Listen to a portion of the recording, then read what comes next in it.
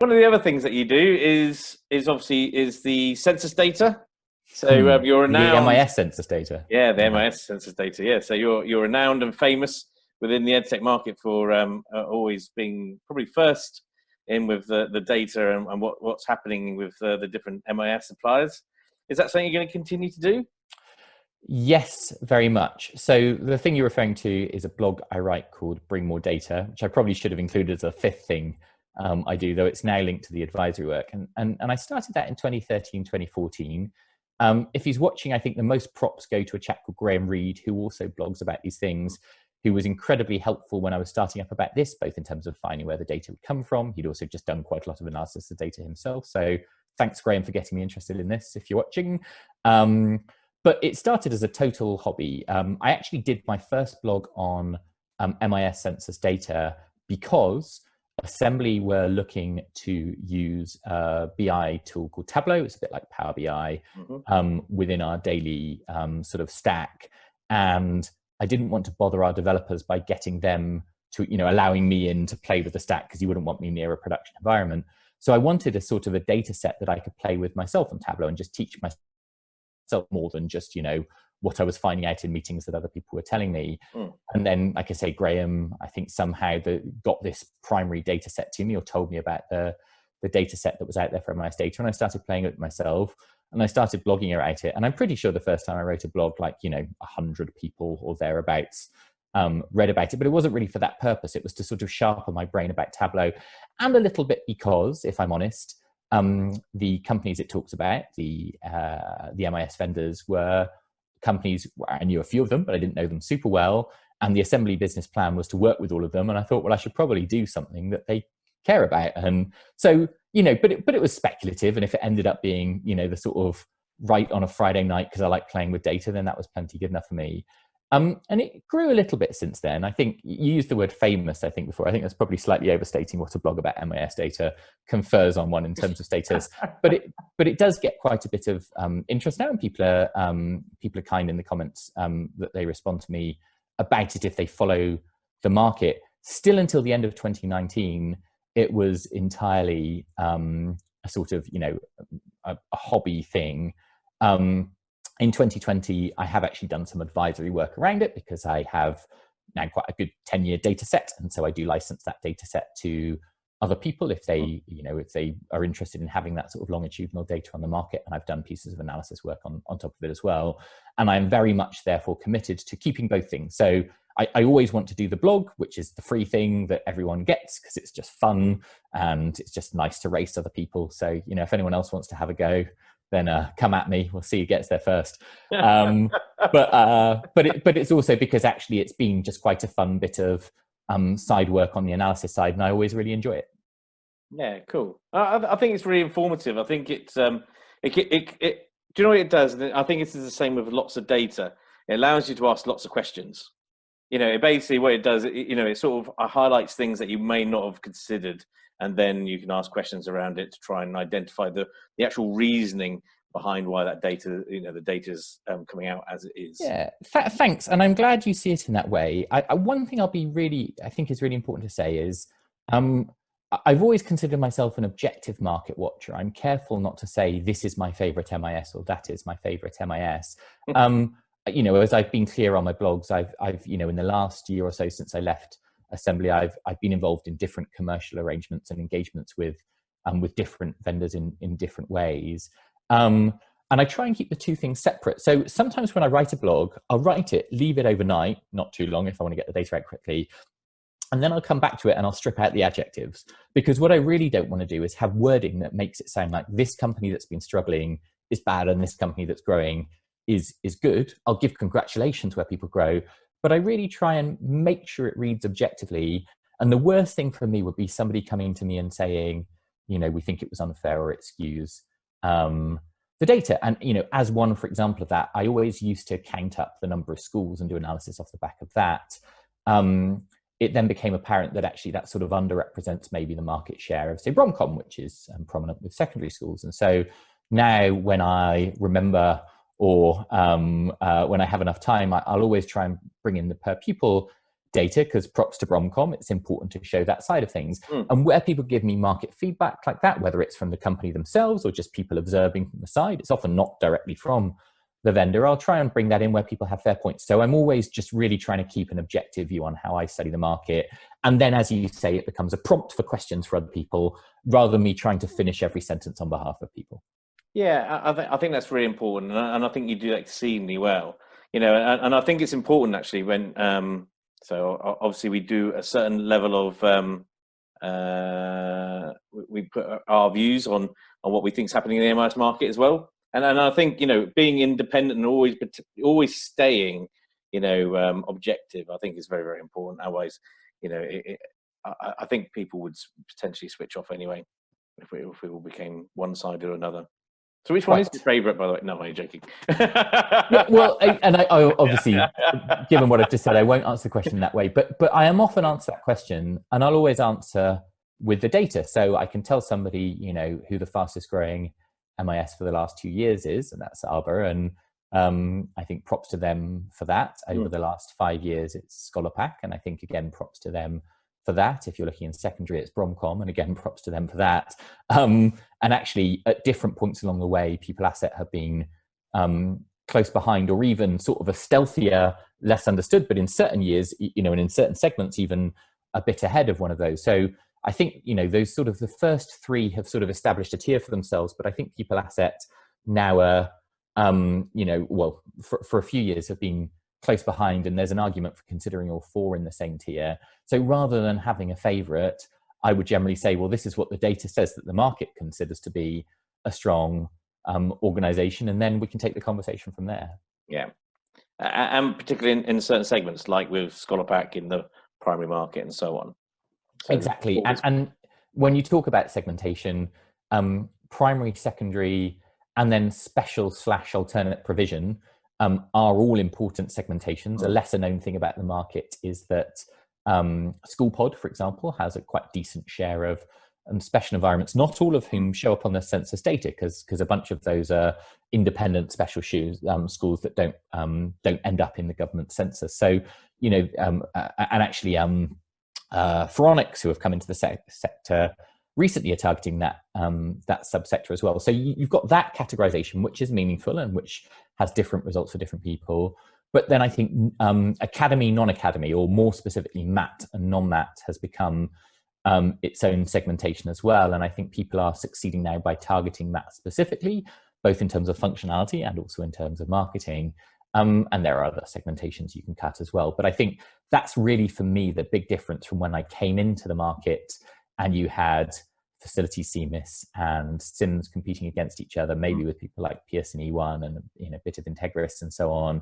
But ultimately, they were all looking at being all things to all people because they were selling primarily to local authorities. MATs weren't really much of a thing then.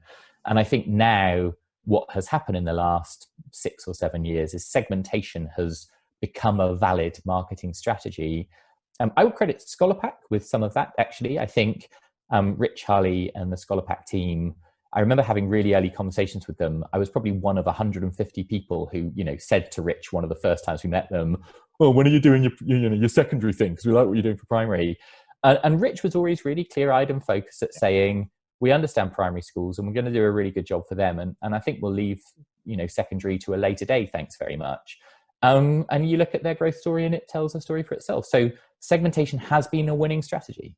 Oh, absolutely. And it also shows because, you're basically focusing on that segment, and it comes back to that listening, advocation. If you basically show that you're dedicated to a particular segment, then I think more and more people will move towards your solution, just because, going back to a Sims, or even going back to some of the others, ultimately sometimes because you're building a secondary product and the primary is a subset of that, it then looks like it's a sledgehammer to crack a nut one way or another. Completely. And on that particular point, I had 2 light bulb moments when I was in my role at ARC and overseeing procurement of the MIS, both before we had bought ScholarPack, but both linked to ScholarPack when you talk about the primary use case.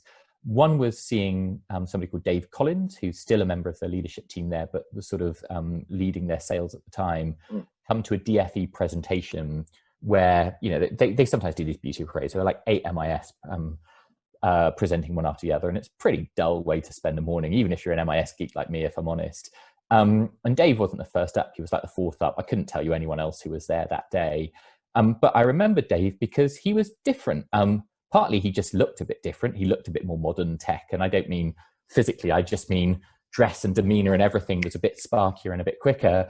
But more importantly, when it came to demoing the product, he was like, everyone else is going to tell you about a bunch of stuff that's great for secondaries, and I'm delighted they are, but here's how we tell you what birthdays you have today, because that matters to a primary school. And we're all leaning forward a little bit more. It's like, well, this is genuinely different. And then the second light bulb moment, probably involved Dave as well, if I'm honest, but was in with a group of actual ARC heads demoing to them. And, this group of frustrated primary users who had used, more traditional MIS, shall we say, and struggled with this sledgehammer to crack a nut problem. And, at each point he was like, oh, we don't need to do all of that stuff. No, it's stripped down. It just does primary needs. And they were cooing. I think he got a round of applause when he left the room. Do you know what I mean? And you don't really see that in EdTech demos very often. Now, all the MIS vendors that are succeeding these days have successful and slick sales processes. So, I could big up a bunch of other people I've seen sell an MIS well. But I think what was really different there was how much that message cut through when frankly it is still really hard to cut through in terms of a tangible reason why your MIS is different. Yeah, I totally agree. I think, I did an interview just recently with Richard, and he definitely said, ultimately his objectives are around, dominating the sort of the primary market. That he's not interested in secondary market at all, and not currently anyway.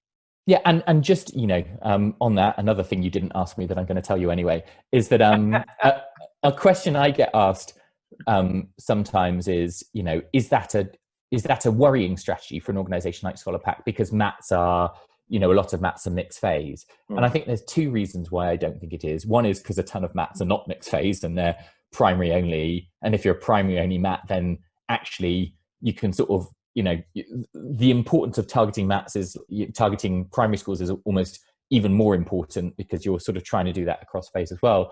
But second is, it is perfectly possible to buy a different MIS for the primary and secondary phase. We did so at ARC. I believe ARC still does so. So Bromcom have ended up being the supplier for the secondaries and ScholarPack for the primaries.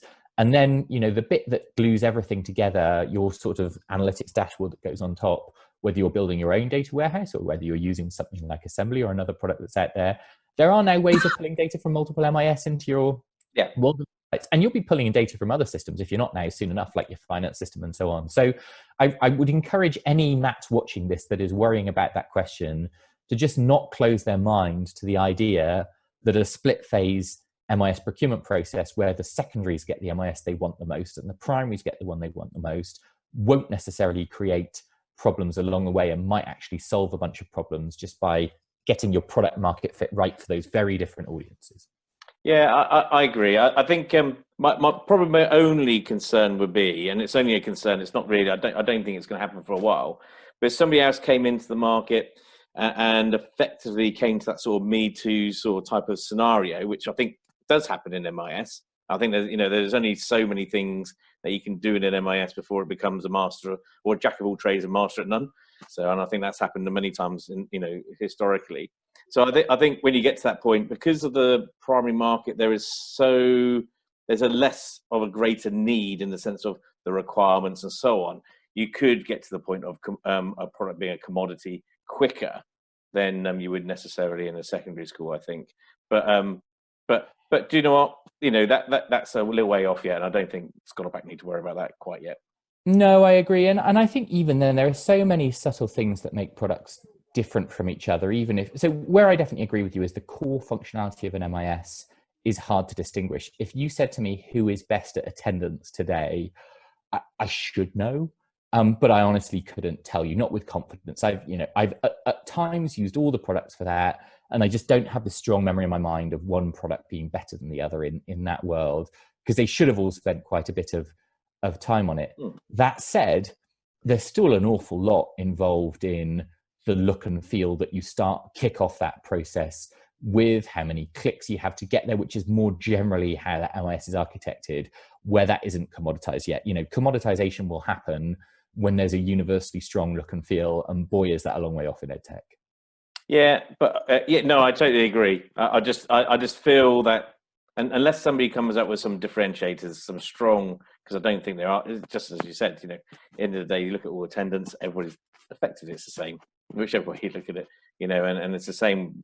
I would even say in the MIS world, I'd even argue that doing assessment is effectively the same, apart from UI, UX. I appreciate that, but there's not many changes. Yes, although my challenge to that is I don't know if I want to encourage MIS vendors to do assessment really well, because of course technically I'm probably competing with smart grade.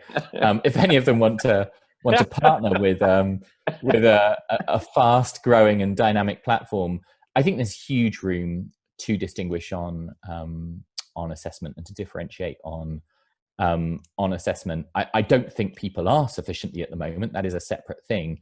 But there's loads of space to do so. I just think the horizons have not been particularly ambitious when it comes to assessment. Whereas in other areas, let's say comms, for example, I think more time is going into innovating a bit more in that area. And that is allowing some people to start sort of, selling their comms packages, whether it's parent comms or whatever, as a sort of a strength.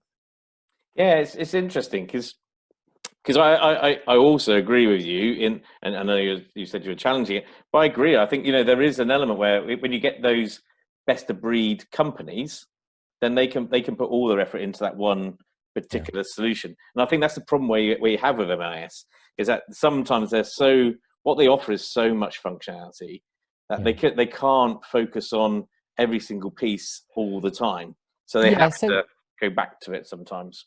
I agree with that. So I think increasingly MIS vendors are looking to have we have a module for everything strategy. Obviously from what we've said before, maybe that's different for something like Scholar Pack, but let's take Arbor and Bromcom. Mm. Bromcom has a package called One Stop Shop. Ali did one of your interviews recently, the founder of Bromcom, very clear on his vision that he wants to have a module for everything. He has a finance package, etc., and he'd like you to buy all of them from him. Arbor has more and more modules, and it's very clear in their pricing that they're encouraging you to upgrade to their different modules. But that is only one way of going about it. And I think one trend to watch in the next few years is another way of achieving that one-stop shop is, let's call it the Juniper strategy, is to just buy different things and then sell them together. So for those that don't know, Juniper started in existence as a PE-backed organization by buying 3 of the 4 or 5 largest primary assessment tracking pieces of software out there, with something like 7,000 or 8,000 schools between them.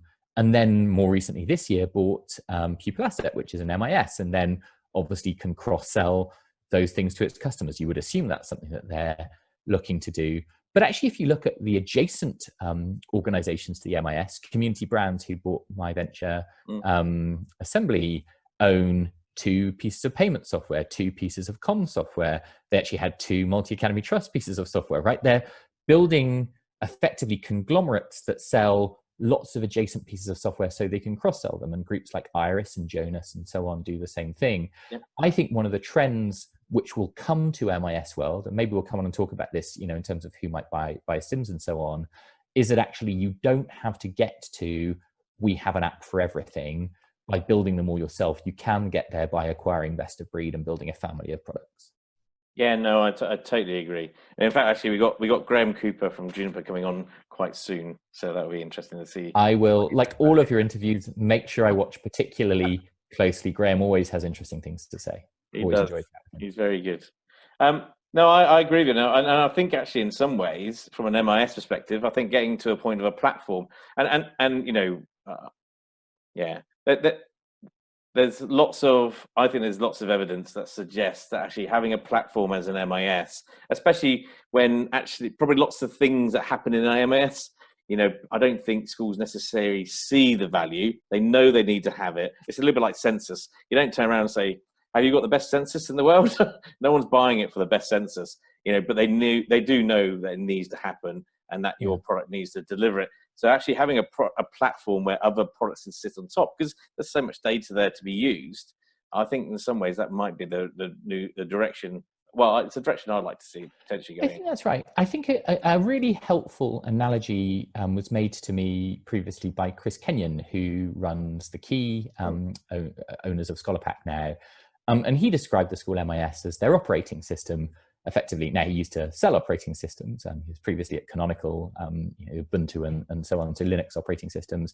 But it is a really good analogy, right? The MIS is at the core of your school workflow. It's at the core of your processes, and it's at the core of your statutory data collection, the data that you must return to the government once a term. Now, a lot of things sit around that. They can be near or they can be far. But often those things have to, at the very least, interact with MIS data.